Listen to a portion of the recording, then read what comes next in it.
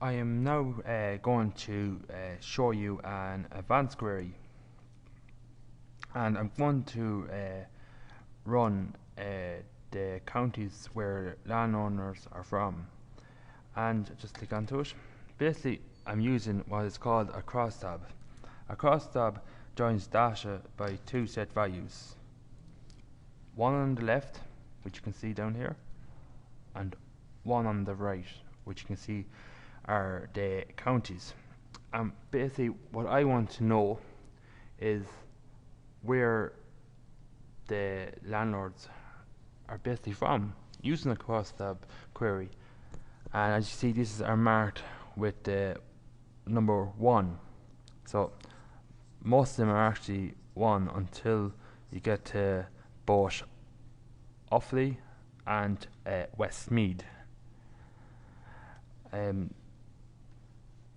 These are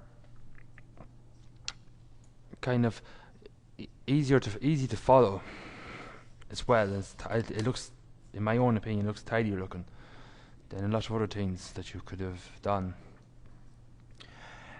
I'm now going to move on to my reports, and as you can see, there is a couple of reports. Basically, reports are information in basically ideally one page that gives as much information what the user requires. So I'm going to show you, open up one of these reports. I'm going to open up the total amount of acres owned report, and here you can see. So what I'm saying here is that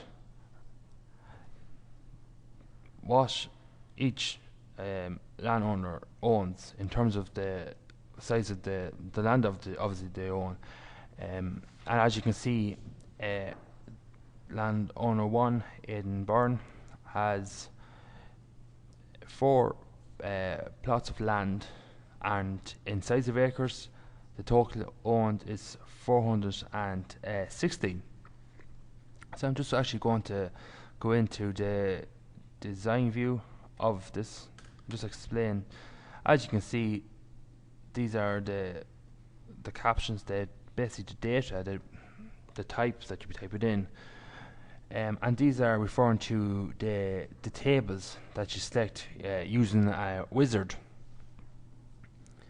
And as you can see here at the bottom on the land owner ID footer, we have acres owned in total, and a sum that would make it, that makes up the size of the acres. So it's equals sum open bracket square bracket size acres, referring to the data that's in the size acres.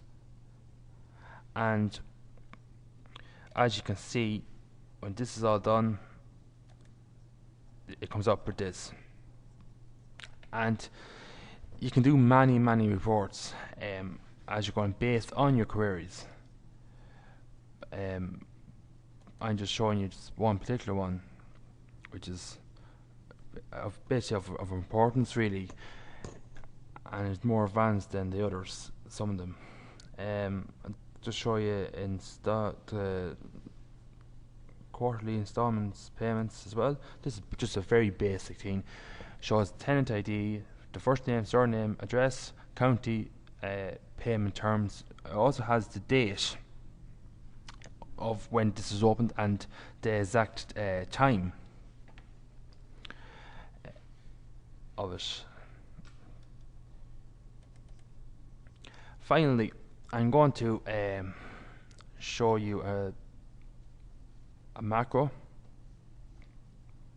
that I done, and it's down here.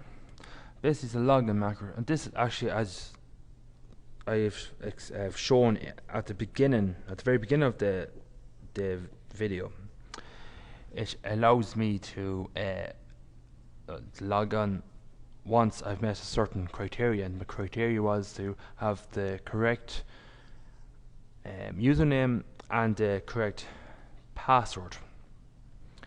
And I just go into the design view, and here is actually a number here is the design of it basically, and it contains a number of basically arguments, and as you can see here, there's a number of them. That if the arguments are met or they agree, then the macro will run properly. But for the macro to run properly, you also need to have a user table, which this is actually the correct username and the correct password that I have shown in the beginning. Along with that, you need the user's form as well. This is just basically